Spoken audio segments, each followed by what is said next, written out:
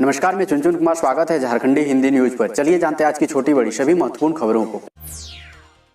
हेमंत सरकार का बड़ा फैसला, अब कलेक्टर के कंट्रोल में होंगे तमाम अस्पताल। झारखंड के मुख्यमंत्री हेमंत सोरेन ने बड़ा फैसला लिया है। राज्य सरकार ने रिम्स रांची को छोड़कर राज्य के सभी मेडिकल कॉलेजों तथा अस्पतालों को अब उपायुक्तों के प्रशासनिक नियंत्रण में दे दिया है। राष्ट्रीय आपदा प्रबंधन अधिनियम 2005 तथा झारखंड महामारी अधिनियम 2020 के प्रावधानों के तहत राज्य सरकार ने विशेष परिस्थिति को देखते हुए यह निर्णय लिया है। गुरुवार को विकास आयुक्त सह स्वास्थ्य विभाग के अपर मुख्य सचिव अरुण कुमार सिंह ने इस संबंध में आदेश जारी कर दिया। इसमें उल्लेख है कि बेहतर समन्वय एवं प्रबंधन के साथ कोरोना संक्रमण को नियंत्रण करने के उद्देश्य से यह निर्णय लिया गया है।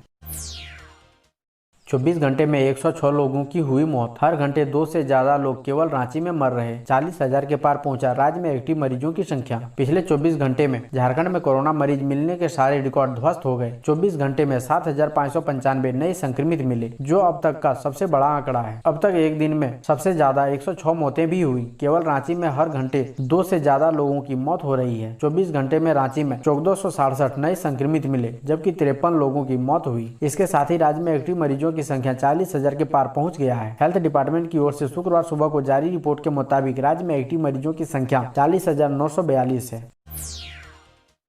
केंद्र ने अपने कर्मियों को दी कोविड वैक्सीन लगवाने की सलाह। जाने अगले चरण के टीकाकरण की प्रक्रिया। केंद्र सरकार ने अपने सभी कर्मचारियों को टीकाकरण करवाने के लिए कहा गया है, ताकि कोरोना की रोकथाम प्रभावी तरीके से की जा सके। इस संबंध में कार्मिक मंत्रालय ने गुरुवार को एक आदेश जारी किया। इस आदेश में कहा गया है कि सरकार स्थिति पर बहुत बारीकी से नजर रख रही है। सरकार ने अपने 18 साल से अधिक उम्र के सभी नागरिकों का टीकाकरण करने का फैसला लिया गया है। इसी के तहत केंद्र सरकार के सभी कर्मचारियों को सलाह दी जाती है कि वे स्वयं टीकाकरण करवाएं, ताकि कोरोना के प्रसार पर प्रभावी रूप से रोक लगाई जा सके। झारखंड में जीवन रक्षक दवाओं की 7 गुना ज्यादा वसूली जा रही है कीमत। ये दवाइयां भी बाजार से गायब। राजधानी में कोरोना संक्रमण के बढ़ते मामलों के बीच एक बार फिर आवश्यक दवाओं व मेडिकल उपकरणों की मारामारी शुरू हो गई है। वहीं मरीजों के परिजनों से जीवन रक्षक दवाओं के लिए MRP से 7 गुना ज्यादा तक कीमत वसूली जा रही है। राजधानी में कोरोना संक्रमितों को पर्याप्त इलाज तो दूर, उन्हें जरूरी दवाएं तक नहीं मिल पा रही है। कोरोना संक्रमण के बीच जरूरी उपकरणों की भी कालाबाजारी हो रही है। रेमडेसिविर के बाद फेविफ्लू दवाओं को लेकर मरीज के परिजन अस्पताल और दवा दुकानों के चक्कर काट रहे हैं, लेकिन दवाएं नहीं मिल रही है। डिमांड बढ़ते ही अस्पतालों की दवा दुकानों में सिर्फ अस्पतालों के लिए इन दवाओं को सुरक्षित रखा गया है। बाहर से खरीदने वाले मरीज या आम लोगों को दवा नहीं होने का हवाला दिया जा रहा है। अब झारखंड में भी 18 वर्ष से 45 साल के लोगों को फ्री कोरोना वैक्सीन। जाने कब होगी शुरुआत इस अभियान की। कोरोना वायरस से बचाव के लिए झारखंड के सभी सरकारी व निजी अस्पतालों में 1 मई से निःशुल्क टीकाकरण अभियान चलाया जाएगा। राज्य सरकार इसकी तैयारी कर रही है। मुख्यमंत्री ने देर रात ट्वीट कर इसकी जानकारी दी। इस संबंध में प्रशासनिक स्तर पर तैयारी पूरी कर लेने के बाद मुख्यमंत्री शीघ्र इसकी विधिवत रूप से घोषणा करेंगे। इसमें तमाम पहलुओं पर जिक्र होगा। टीकाकरण के पहले चरण में 48 से 45 साल की उम्र वाले 1,57,00,000 लोग आते हैं, जिसके टीकाकरण को लेकर ऑर्डर जारी कर दिए गए हैं। विकास आयुक्त सह प्रभारी स्वास्थ्य सचिव अरुण सिंह ने कहा कि हम समय रहते मजबूती से कोरोना की चुनौतियों से निपटेंगे। केंद्र की ओर से 1 मई से देश के सभी वयस्क लोगों को कोरोना का टीका लगाए जाने की अनुमति दिए जाने के बाद कई राज्यों की सरकार ने अपने यहाँ मुफ्त में टीकाकरण करने का ऐलान कर रही है। हाल ही में मध्य प्रदेश, छत्तीसगढ़ के बाद बिहार ने भी मुफ्त में टीका लगाने की घोषणा की है। इस श्रेणी में झारखंड सरकार भी 200 करोड़ रुपए निःशुल्क टीकाकरण अभियान पर खर्च करेगी।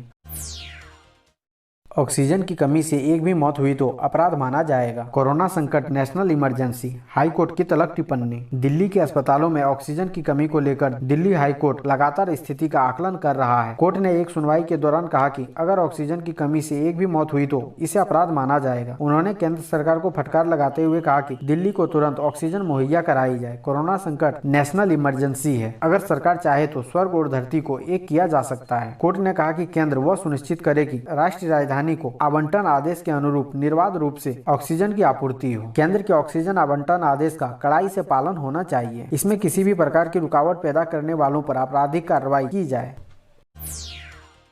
सीएम सोरेन का अस्पतालों को सुप्रीडेंट को निर्देश। कहा जिलों से राजधानी आने की अफरा तफरी ना हो, अस्पतालों का सर्किट बनाएं। मुख्यमंत्री हेमंत सोरेन ने कहा कि एक आपात स्थिति होती है, दूसरी एक विशेष आपात स्थिति। इस स्थिति से निपटने के लिए लोगों को समझाने की जरूरत है। राजधानी में इलाज कराने बाहर से लोग आ रहे हैं, हर कोई राजधानी आने की अफरा तफरी में है। रिम्स पर लोड बढ़ा है, दूसरे जिलों में भी बेहतर इलाज हो रहा है। सुदूर इलाके में इलाज की व्यवस्था बेहतर करनी है। दुमका मेडिकल कॉलेज, MGM सहित दूसरे अस्पतालों का सर्किट बने। के आपस में समन्वय कर इलाज हो। कोरोना की दूसरी लहर का झारखंड में भी व्यापक असर देखने को मिल रहा है। हर दिन रिकॉर्ड संख्या में संक्रमित मिल रहे हैं। मरीज की संख्या के हिसाब से ऑक्सीजन युक्त बेड, वेंटिलेटर और ऑक्सीजन सिलेंडर की संख्या कम पड़ रही है। ऐसे में समिति संसाधनों के साथ मरीजों को बेहतर से बेहतर चिकित्सा सुविधा कैसे उपलब्ध कराई जाए। मुख्यमंत्री श्री सोरेन राज्य के सभी चिकित्सा महाविद्यालयों के निदेशक, सुप्रीटेंडेंट और निजी अस्पतालों के प्रतिनिधियों के साथ वीडियो कॉन्फ्रेंसिंग के माध्यम से वर्तमान स्थिति पर चर्चा कर रहे थे।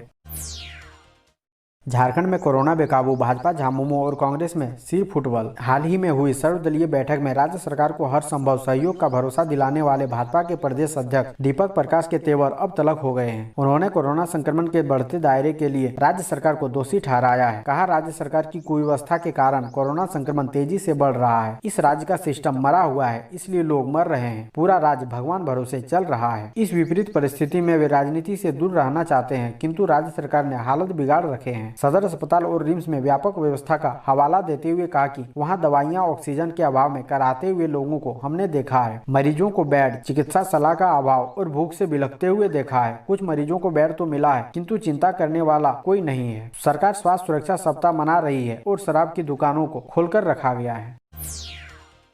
1313 प्रवासी पहुंचे धनबाद, 50 पॉजिटिव मिले, कोविड अस्पतालों में एडमिट करा दिया गया। कोरोना के बढ़ते संक्रमण के मद्देनजर देश के विभिन्न हिस्सों में लगाए गए लॉकडाउन या उनकी संभावना की वजह से प्रवासी मजदूरों की घर वापसी का सिलसिला जारी है। देश के अलग अलग राज्यों से धनबाद आने वाले स्पेशल ट्रेनों से रोजाना हजारों प्रवासी मजदूर आ रहे हैं। गुरुवार को भी दूसरे राज्यों से 1313 यात्री धनबाद पहुंचे। इसमें ज्यादातर प्रवासी मजदूर हैं। धनबाद रेलवे स्टेशन पर आरटी किट से उनकी कोरोना जांच की गई। इन यात्रियों में से 50 पॉजिटिव पाए गए। उन्हें कोविड अस्पतालों में एडमिट करा दिया गया है। बाकी लोगों के हाथ पर होम क्वारंटाइन की मुहर लगाकर उन्हें घर जाने दिया गया।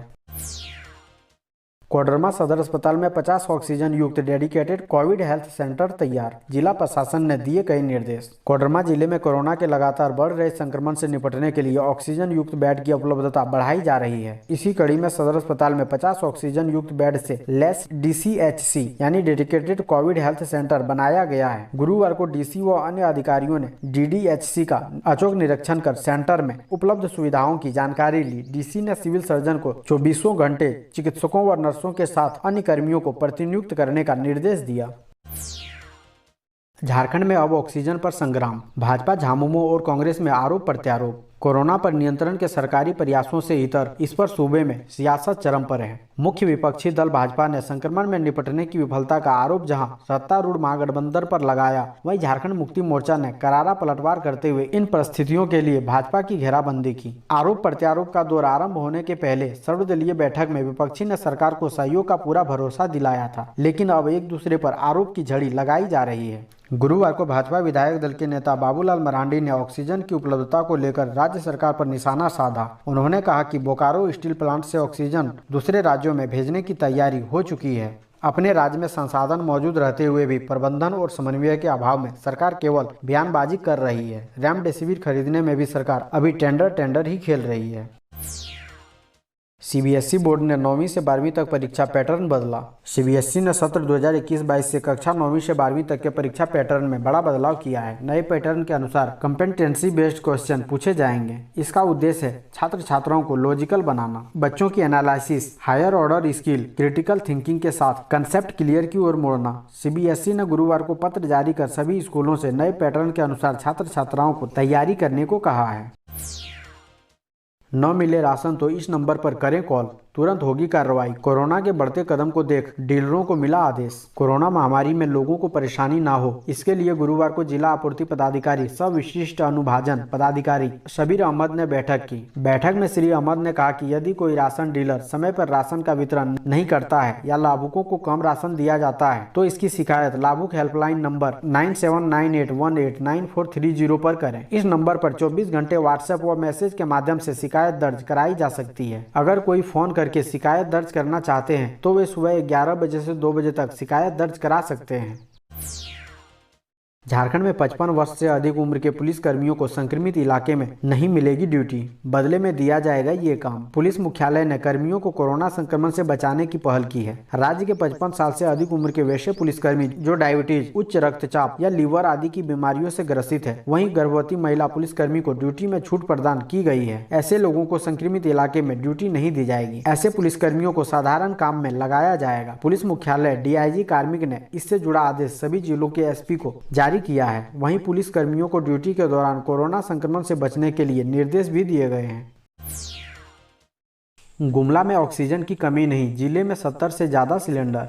गुमला के लोग डरे नहीं, सोशल मीडिया की अफवाहों से भी बचें, क्योंकि कुछ लोग गुमला सदर अस्पताल में ऑक्सीजन सिलेंडर नहीं होने की अफवाह उड़ा रहे हैं। एक मीडिया रिपोर्ट की जांच में पता चला है कि गुमला सदर अस्पताल में 90 पीस ऑक्सीजन सिलेंडर है, जिसमें वर्तमान में 70 पीस सिलेंडर ऑक्सीजन से भरा हुआ है, जबकि 20 पीस सिलेंडर खाली है। खाली सिलेंडर को गुमला अस्पताल की गाड़ी से बुधवार को रांची भेजा गया है। गुरुवार की रात या फिर शुक्रवार की सुबह तक ये 20 सिलेंडर भी ऑक्सीजन भरकर गुमला आ जाएंगे। गुमला सदर अस्पताल के प्रभारी उपाधीक्षक डॉक्टर PC के भगत ने बताया कि गुमला में ऑक्सीजन की कोई कमी नहीं है।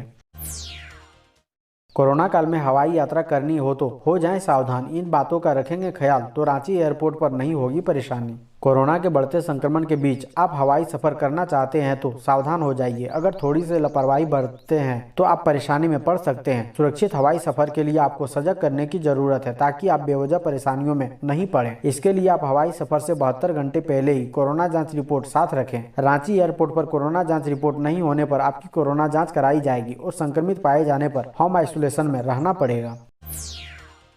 6 राज्यों को जीवन देने वाले झारखंड के मरीजों की थम रही सांसें। 7 गुना उत्पादन के बावजूद ऑक्सीजन का संकट, मरीजों का दुर्भाग्य कहिए या प्रशासन तंत्र की शिथिलता। 6 राज्यों को ऑक्सीजन देने वाले झारखंड के मरीजों की सांसें ऑक्सीजन के अभाव में थम रही है। यही नहीं, राज्य में जितनी खपत है उससे लगभग 7 गुना अधिक ऑक्सीजन का निर्माण हो रहा है। बावजूद इसके मरीजों में ऑक्सीजन को लेकर हाहाकार है। घर से लेकर अस्पताल तक में ऑक्सीजन के अभाव से मरीजों की मौत हो रही है। आंकड़ों की बात करें तो झारखंड में औसतन प्रतिदिन 525 टन ऑक्सीजन का निर्माण हो रहा है, जबकि प्रतिदिन की खपत औसतन 62 से 70 टन ही है। अब सवाल है कि जब इतना ऑक्सीजन बन रहा है तो फिर दिक्कत क्यों है? औषधि नियंत्रण विभाग के अनुसार निर्माण इकाई में ऑक्सीजन बनाने के बाद वह रिफिलिंग यूनिट तक भी पहुंच रहा है, लेकिन वहां से मरीजों तक पहुंचने के लिए सिलेंडर की कमी बाधा बन रही है। ऑक्सीजन की उपलब्धता की स्थिति तो यह है कि झारखंड अपने लगभग सभी पड़ोसी राज्यों बिहार, बंगाल, ओडिशा, मध्य प्रदेश और उत्तर प्रदेश को ऑक्सीजन की आपूर्ति कर रहा है। साथ ही अब महाराष्ट्र को भी झारखंड से ही ऑक्सीजन देने का करार हुआ है। जल्द ही महाराष्ट्र को भी झारखंड से ही ऑक्सीजन की आपूर्ति की जाएगी।